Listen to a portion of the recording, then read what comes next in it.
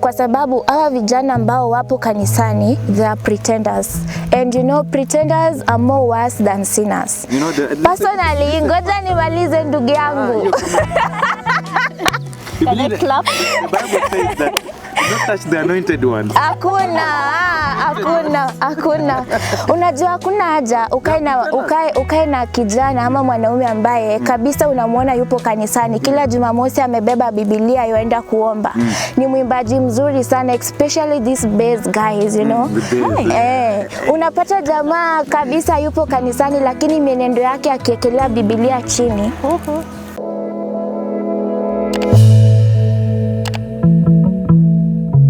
You are a man. When you go home, you'll go with a gazette, you know.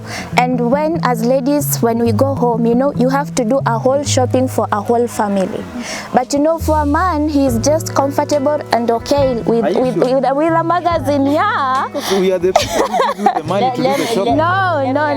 Let me ask you, Osieku, practical example. When last did your father go for shopping? Yeah. Come with a whole bag of groceries, come with a whole bag of clothes and everything needed for the household, for the family. Let me say when this. He's alone. It's very true that my mom does so, but the money is from the father.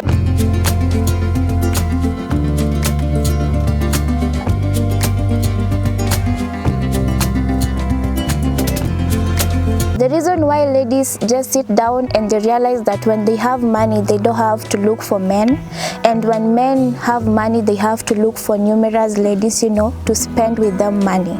So if you look at this analogy, for ladies, it's a positive way. Like, if I have money, why do I have to waste it with men?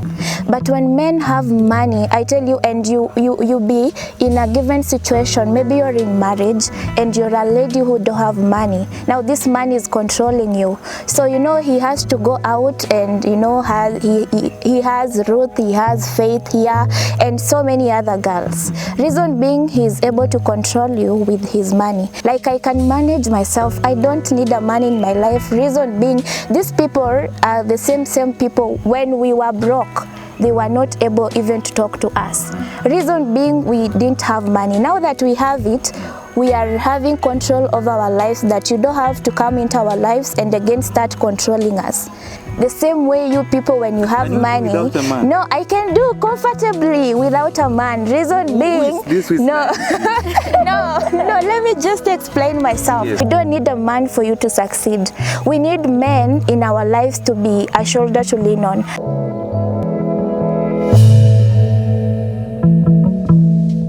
Hi everyone and welcome to Namshot Media. Here we bring the best in everybody. My name is Brian Osieku and I'll be your host today. And joining me right now are these amazing ladies, and of course you can guess that we are going to speak about matters around the girl child, and to be precise, the modern girl child. Welcome so much. Karibuni sana. You can begin by introducing yourselves from the other end. You can call me Faith Chebet. Faith Chebet. You're welcome. Hi everyone, you can call me Princess Nadia. Princess Nadia. Yeah. Where is the prince? She's still looking for You're welcome. Thank you. Yes. And finally, my name is Mbola Sharon. Yes. I'm You're welcome. also joining the two beautiful ladies. You're also beautiful, by the way. Thank you. Yeah, today we are going to speak about matters, the modern girl child. Who is this modern girl child? Maybe Nadia, the princess herself.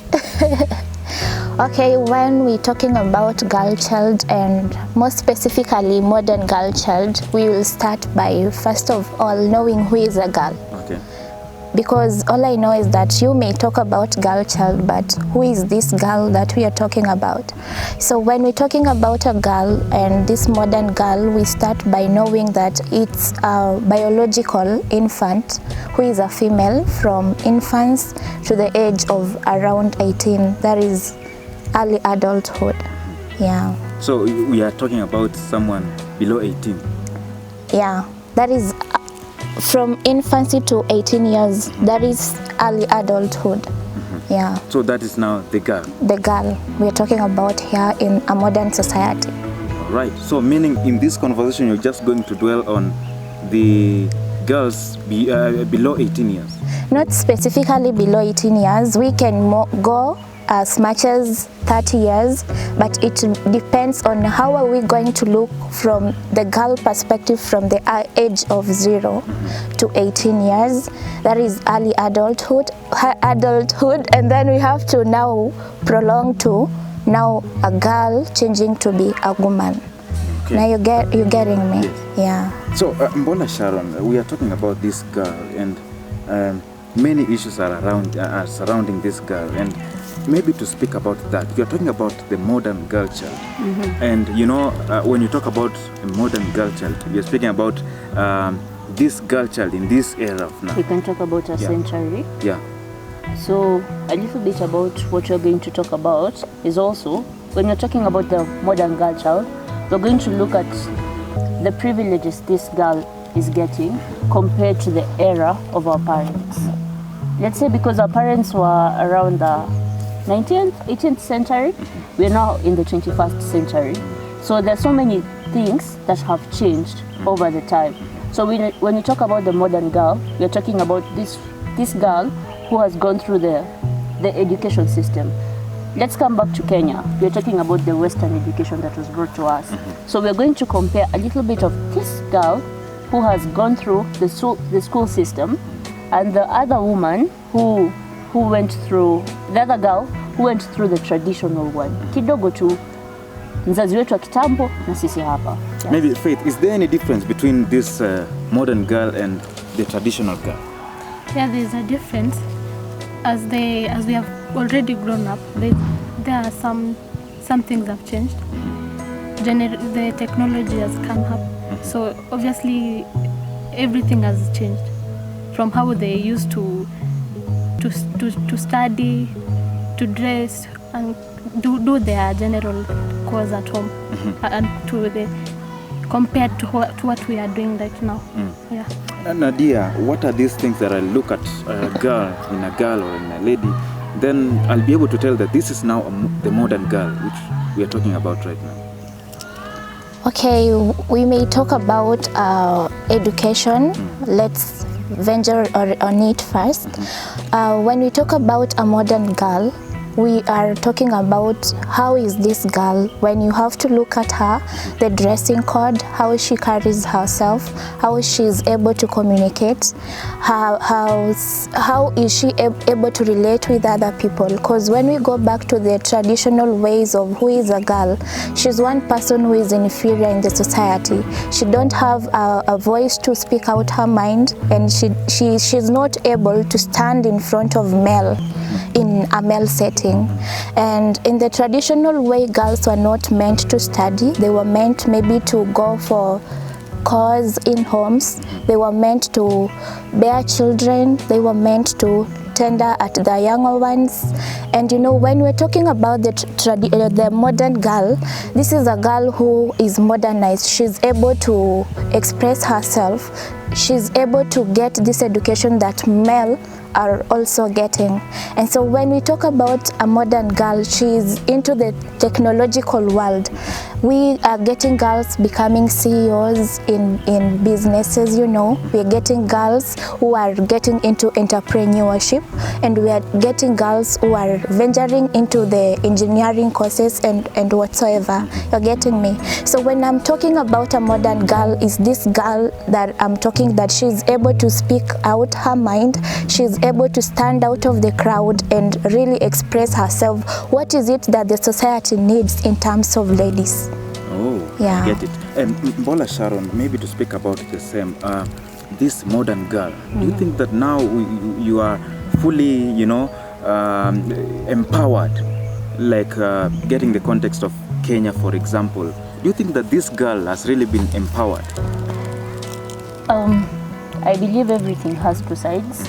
So there is always empowerment on one side, but there are always people who may diminish the same girl. Let me take an instance. You may find that some girls are very learned. You find that you have lecturers who are females, you have doctors, you have surgeons, like she said. So many career, so many occupations that were meant for the men. But right now, they're being occupied by the women. That is empowering. But then you can find that there is a society there is a community that has decided we're not going to get our girls grown. The girl has to be in the house, the girl has to be a wife, the girl has to be a mother. So as much as the girl has been empowered, there are people who are also not doing the same. So it's a 50-50. It also depends where you're coming from. If you get an area where the men are out of their culture, let me say out of their culture, if you get men who are learned or who are educated to a level to know that also this girl can bring something to the table, you find that they will empower. But then when you find people compressed in a culture, they're still in that cocoon, that means the girl in that society will be compressed. Yeah, Faith, it is said that you ladies are so jealous at each other. You don't even support each other. Is that true? Looking, for example, in our country, Kenya, we saw, for example, Mount Kenya region, Martha Karua. You know, we were expecting people to support her, especially the ladies, but we didn't see that happening. We are not jealous. We support to a person who can make us change, to a person who can improve us to another level. Like just like empowerment, we see the future. Mm-hmm. So we look at our side also, who can help us. Improve. But also, it depends on the circle you are in. There are people usually jealous who don't want you to be successful. Yeah. Sharon, do you have anything to add on that? That you ladies, you are so jealous. You don't want to see your fellow lady, you know, achieving something. Okay, me I'll say, I believe that ladies are jealous, but the way she said it depends with your circle. If you have a supportive circle, if you have a circle that sees the same thing as you do, if you have a circle, if you're a vision bearer and your circle sees around the same vision that you have, those people know that if she goes through, we will also go through. Sijui kama umekuwa kwa ile hali ya mtu anasema kakangu akifaidika nimefaidika. Are you getting it? So girls are also in the same. If you have a circle which you bear the same vision, because you cannot tell me you'll tell a teacher to go and support a nurse. Like they're not even in the same occupation. So that person will feel like it is serious. I will not support this one. Why? We're not even in the same field. But what if there is a teacher of chemistry who is also having another friend who's a teacher of chemistry and they can do a project and come up great? You see the people they'll help each other. So I believe, yes, you're jealous, but it depends with the circle, it depends with the vision, it also depends with how you relate. Because if I'm also proud and I have my friends here and I decide I'll be bragging to them daily that I can do this and they can't, I'm sure they won't support me. But if I can be humble enough to tell them, I know we're not doing the same thing, but I have this vision. Can you people chip along? That can work. It can work. And Nadia said something about engineering, that ladies nowadays they are also venturing into engineering. But looking at the statistics, very small, you know, number of women who are into engineering. What's happening, or when are you expecting now to come into engineering and courses like aeronautical engineering and all those? Okay, before I answer your question, let me add on my sister Mbola and Faith. Okay. There is this one philosopher, Bahman Young. He once said that when you educate a man, you educate a man. But when you educate a woman, you educate a whole generation. So what are we talking about here? That, you know, let me just make a joke out of it, like when you have a brother or you are a man, when you go home, you'll go with a gazette. You know, and when as ladies, when we go home, you know, you have to do a whole shopping for a whole family. But you know, for a man, he's just comfortable and okay with a magazine. Yeah. We are the people who use the money to do the shopping. No. Let me ask you, Osieku, practical example. When last did your father go for shopping? Yeah. Come with a whole bag of groceries come with a whole bag of clothes and everything needed for the household, for the family. Let me say when this. he's alone. It's very true that my mom does so, but the money is from the father. That's why we're saying, we're talking about the modern woman who is educated, who is working, who is earning her own salary, where at the end of the month, he doesn't have to go back to the man and plead, give us money for unga. We don't have kiberiti. She can go with her salary, go and get the household stuffs because she knows right now, with this generation, the money will pay the rent, the money will pay the school fees. So why not me as a woman come with that shopping for the whole family? Faith, but you are the same people who say that you as a lady, my money is only for me and me myself.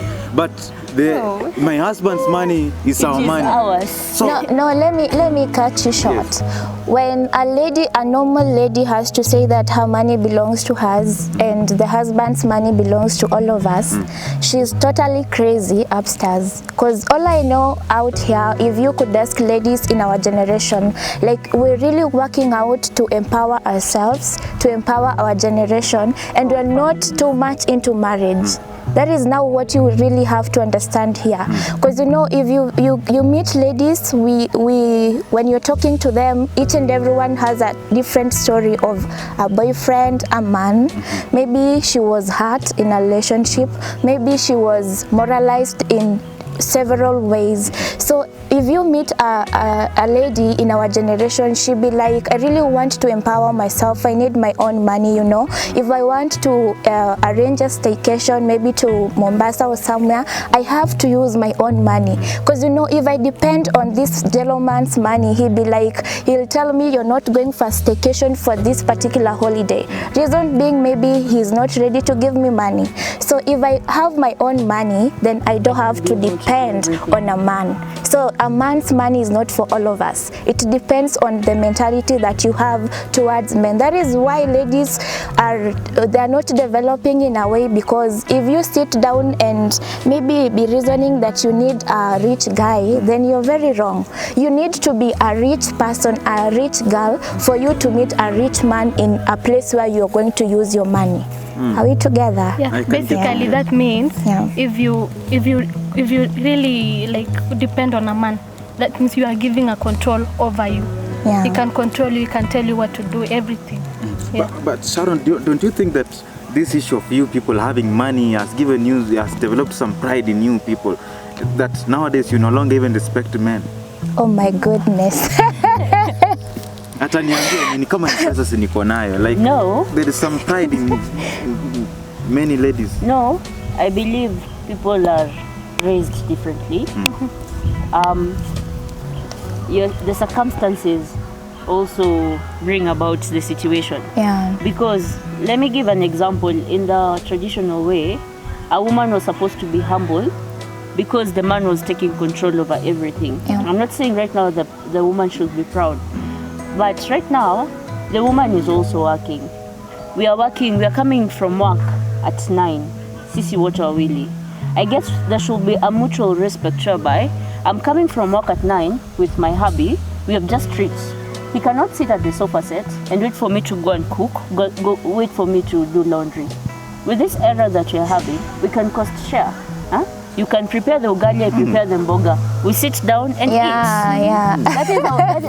That is now a real gentleman. What women expect. But then, men still have the notion that they control everything. So the man came out of work at 7, it's at 9, the woman is coming in. The first thing you get from the door, it's argument. You're staying at work, blah, blah, blah, you're doing this.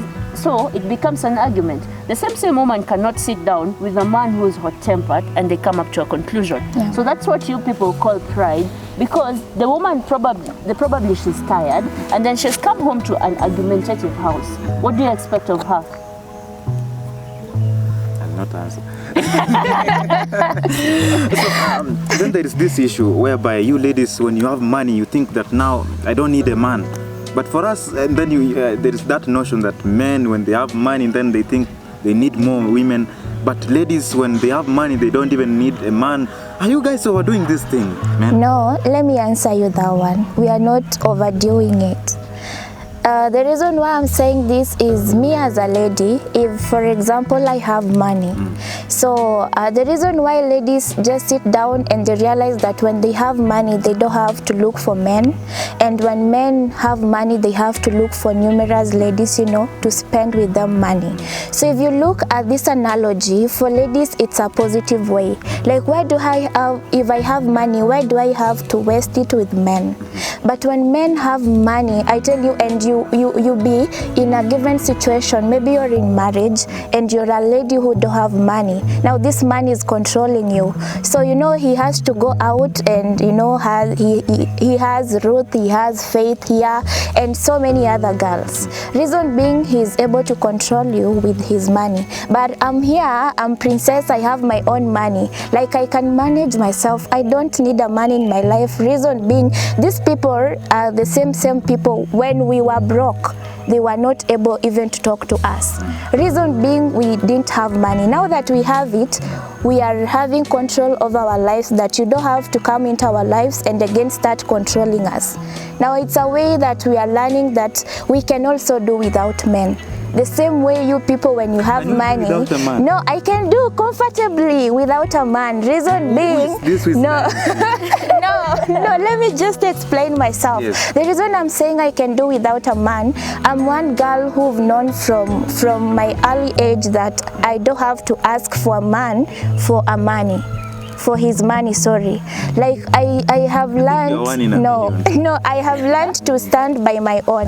So out here, there's so many opportunities. You can chip into online writing, you can chip into liar's work, and you can chip into, like, there's so many opportunities for a lady to stick by her own lanes. Because if I meet a given David somewhere, he'll tell me, all I need is you come for a sleepover and then I pay you. That is not what a normal lady needs. So if you really have principles and you know that money is not everything, but if you really sit down and analyze on how you can get your own money, you will realize that msichana hataki mwanaume kwa maisha yake for her to succeed. Honestly, you don't need a man for you to succeed. We need men in our lives to be a shoulder to lean on. Like, for example, if you're my boyfriend, I'll need you to share ideas. If I am into business, we have to sit down and you share your opinion about a given entrepreneurship, I share mine, and then we co-join them and then we move. Are you getting it? Yeah, I can get it. Then Sharon, do you have anything to add on that? And then you'll also speak about this issue whereby we see ladies now, they are turning into escorts. It's better for us men. I can decide to go for some jengo and some small hustles, but you ladies nowadays, you love money so much in a way that you don't even want to work for that money. You want to go for doing some funny things outside there to get money. Talk about that, Sharon. Hey, you want to do funny things? If you go Which to kind of funny things? Be specific so that you know what I'm attending to. Go to these big towns, you'll see in the corridors what the young girls are doing there. Okay, let me say something. If our parents educated us, not only school education, but moral education, we have talked about this. When you have morals, you know that selling your body is not the only way you can get money. Yeah. When you have morals and you have supportive people, let me tell you something. The people who had good morals in the beginning, but then probably they got bad friends along the way. They could not stand up to their morals, probably because the foundation set was not strong enough for the girl not to be weighed. For such a person, probably they lack a very small supportive system where the people can tell them, you see the way you're going, it's the wrong way. Okay, honestly, you need money, but there are so many ways you can do business. Right now, with our technology and everything, you earn money easily online. The way she said it, you can do online writing, you can do online business, you can trade. I don't even think there is a problem you going to sell mboga kwa soko. It's also hustle. So I believe girls who go wrong on their morals, it starts with the family, where the parents decided, let's leave this to the teachers. Waende shuleni, wasome. Wakienda shule wasoma, they'll be good enough. So this is where parents go wrong. We decide because the child is in boarding school, or the child is staying in school from 8 a.m. to 6 in the evening, that child will not be exposed. With this current generation, exposure is everywhere. So wewe unakata kumfunza mtoto wako njia nzuri, ukidhani ukimwelekeza atapotea. Ama unakosa kumwambia mtoto wako there is this bad road. I said something in an episode we talked about. Parents, when we are teaching our children, don't teach only the good, teach the bad. Why? Mwambie, kule nje kuna mtu anauza pombe. Ni kweli? There are drunkards out there. There is alcohol. You see, when you drink alcohol, these are the effects. Show them practical examples. Then your child will see it when their conscience is running. They'll feel like, okay, he drinks alcohol. He's wasting his money. He's not been able to rent a house. He's been kicked out. The children are going out. The child will be able to weigh, honestly, if I do this, I'm on the wrong. But what do parents do? Tuwaficha watoto wetu kwenye kanisa. Tukikimbia kanisa tumevalia nguo zinafagi huko chini. We believe that our children are very holy. So that's where we go wrong. We're not teaching our children the good and the bad. So when our children have always grown in the good, and they come to the world and they realize, okay, there is the bad, and I don't know the consequences, so what if I try? That is where we all go wrong. So hii pesa ya haraka inakuja kwa nini? The foundation that our parents built on terms of morals, those are the foundation that they left to the teachers. Walimu watufunze tabia, pastor tufunze tabia, and the parents played no role. I wanted to be very honest with this question. Can you date a broke guy? The man kakitu kabisa. I'll say this. I'll date a broke guy who has a vision. Wow. We might be having we might be having wealth, and the guy has no vision.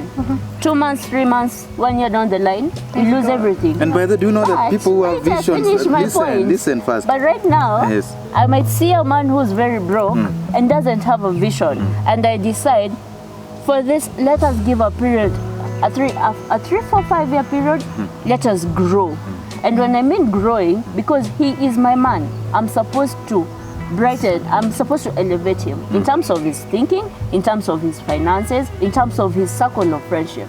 So kama anakuwa, it starts with me. If I support him, 3, 4, 5 years down the line, we will have reached our vision. So I don't think we'll be broke. But if it's 1 year later and you're not moving, nawacha. Do you know that these broke guys are the ones who are so visionary? They'll tell you they are going to own a Mercedes in the next few months. The problem is, maybe he has a vision but he's not working on it. Thank you. How will you know that this vision now is genuine? Like, you know, come to talk of a boyfriend who is broke, right? For you to engage or venture into dating, you have to go through 4 stages. There is a person has to be a stranger, then you have to know each other. Maybe you meet in a given occasion, I don't know, but you say hi, and you know it has to develop to friendship.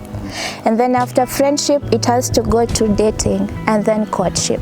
So for me to get myself with a broke guy, we have gone through the 4 stages. I have studied this man, and I know when he has to talk about him starting maybe a given kibanda of selling mboga for him to elevate himself, maybe we have to sit down and be like, for how long will you have to, hii idea yako itafika wapi?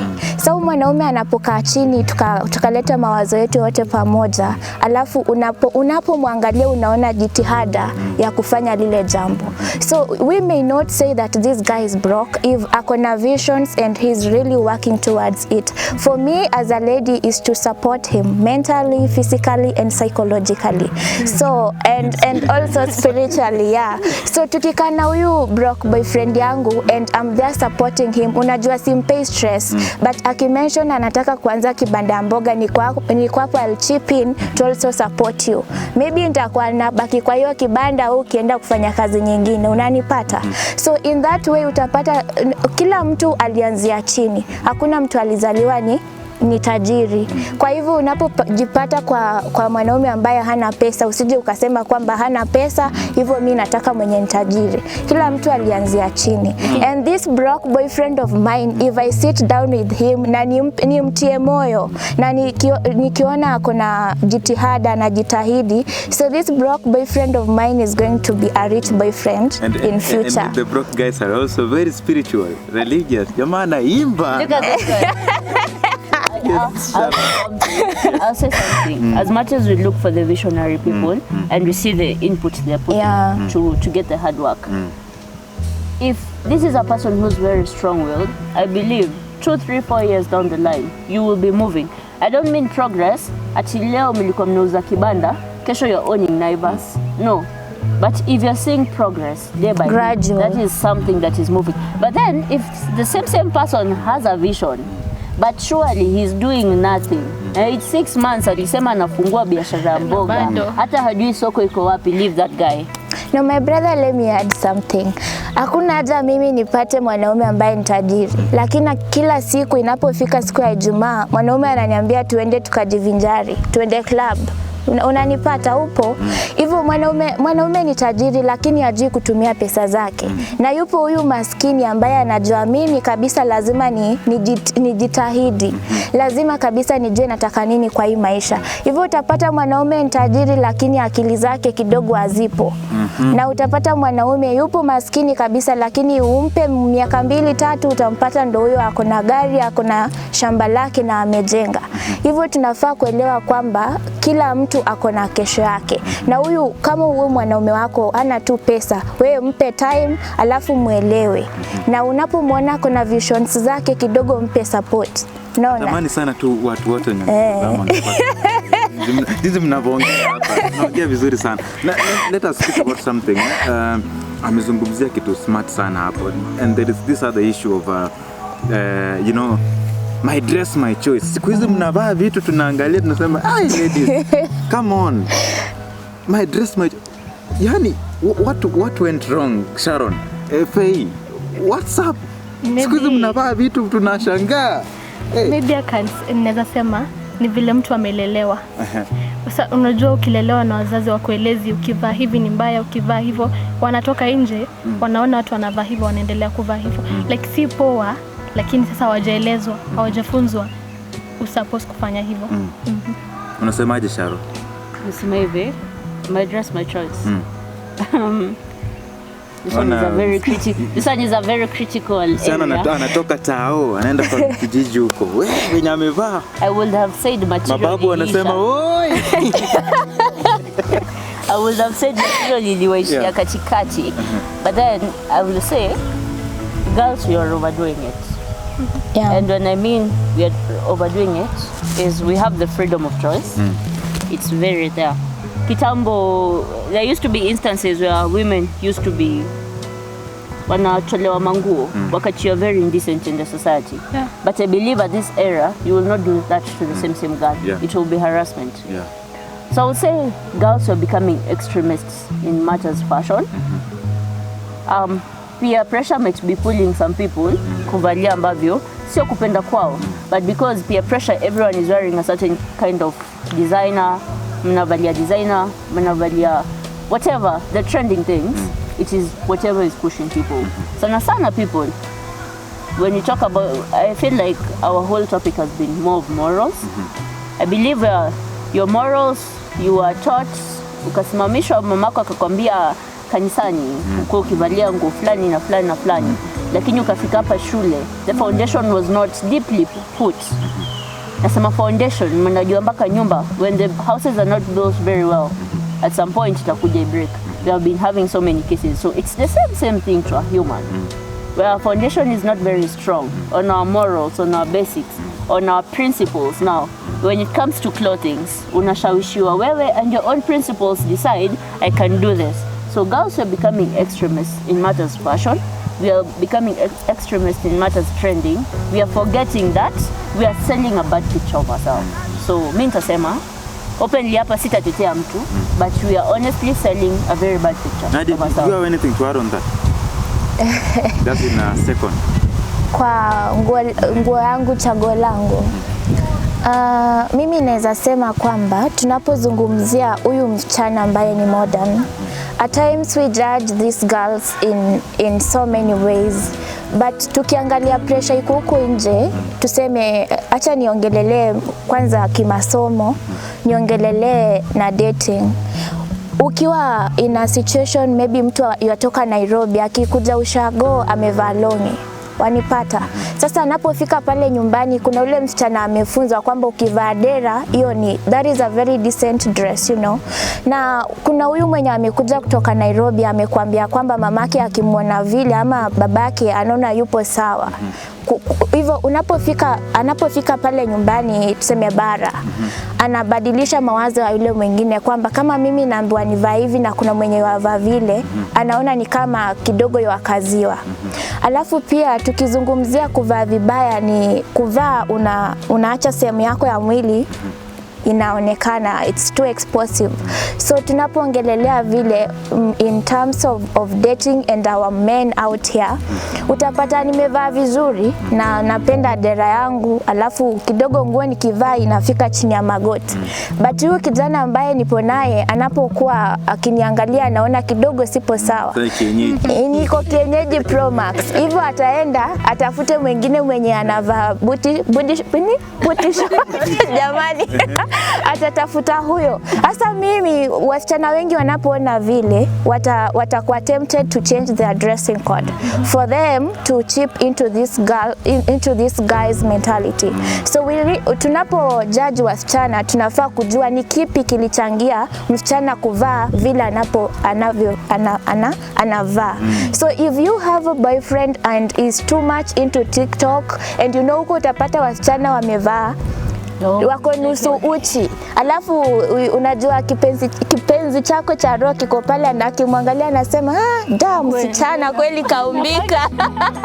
Alafu ipo wewe kwa nyumba unamvalia dera inafika chini ya mguu, alafu ndo kidogo utapata anaanza kusema eti tutakuaje in a relationship whereby I'm not even able to see your figure in something. You see, you get that? So a lady, tunapo judge ladies out here, tunafaa kujua ni changamoto zipi zinachangia.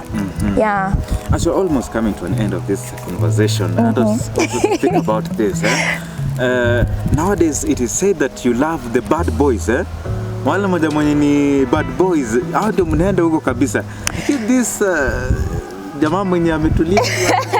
No, let me comment on that one. When we're dealing, the reason why ladies are onto bad boys, as you say, it's kwa sababu hawa vijana ambao wapo kanisani, they are pretenders, and you know pretenders are more worse than sinners. You know, personally, ngoja nimalize ndugu yangu.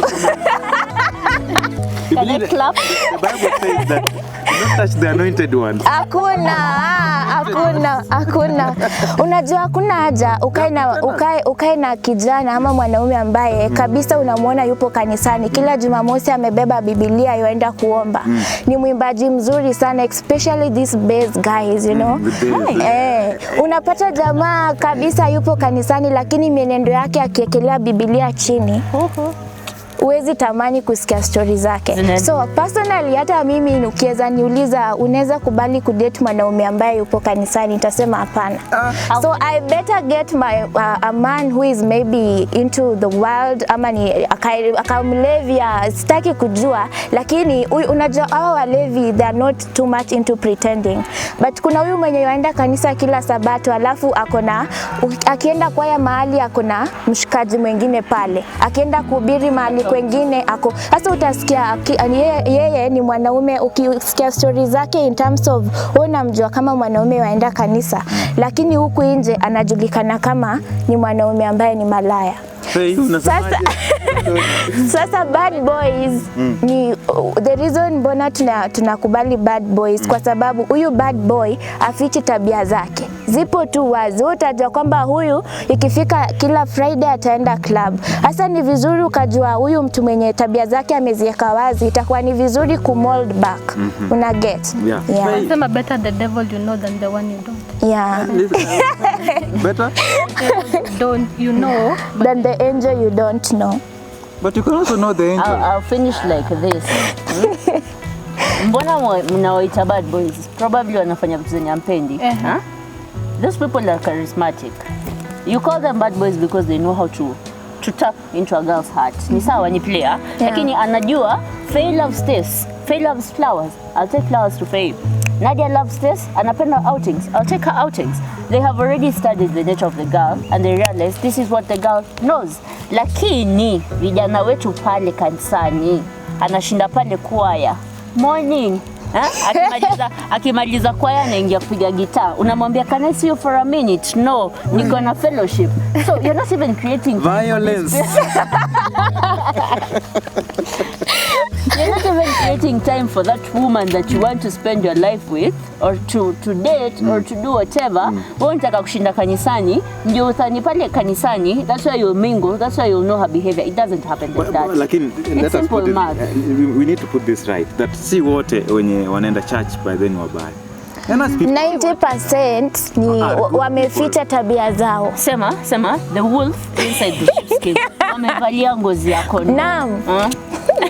Unajua unapoenda kanisani kuna ile maadili ambao unafaa kidogo kuonyesha kwa hao watu ambao kidogo hawajapata wokovu. Sasa unapopata vijana wengi, mtu ni mwimbaji mzuri ndio, mtu anajua kusoma Biblia vizuri ndio, lakini kuna ile karakta zake zenye ameficha. Kidogo siku hizi ukijaribu kuangalia vijana wengi ambao wanaenda kanisani, atatoka kanisa alafu kidogo atajificha aende kidogo kulewa. Lakini kuna huyu mwenye unasema ni bad boy, yeye ameweka characters zake zipo wazi tu, utajua tu huyu kabisa ni player, huyu kabisa kidogo ni mlevi, huyu kabisa anafanya kitu fulani. Unasema ni poa, hata it's better to go for that player than to go for, it is better to go for someone you know their real character. So kunjo ukapata mkenda ku whatever, ukapata drama ziko huko you cannot handle. So it's better something that you can handle, that you know, than whatever will hit you.